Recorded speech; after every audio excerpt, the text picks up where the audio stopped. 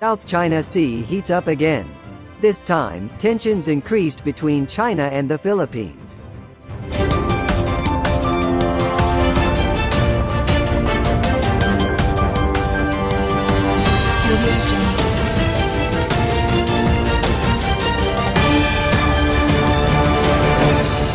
Foreign Minister of the United States of America, U.S., Mike Pompeo, stated that he was ready to defend the Philippines from armed attacks in the South China Sea. The U.S. issued the loudest warning against China that claimed most of these strategic waterways. Meeting with Philippine President Rodrigo Duterte in Manila, Pompeo said the development of Chinese-made islands in the territorial waters that also claimed by Manila and other neighboring countries, was a potential threat to the two allies.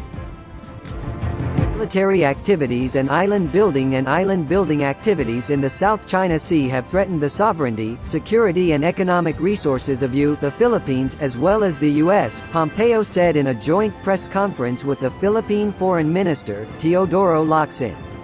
Since the South China Sea is part of the Pacific, any armed attack by Philippine troops, aircraft or ship flight activities in the region, will trigger defense obligations under Article 4 of the Joint Defense Agreement.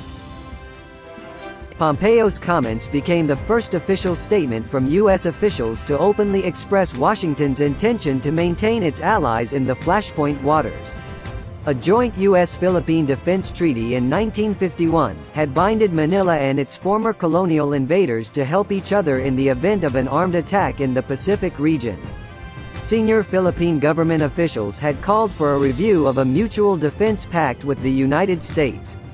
They are not so sure the agreement was implemented in the South China Sea dispute. Philippine military forces and fishermen often complain of the arbitrary actions of Chinese maritime security forces around islands and reefs occupied by Philippine troops.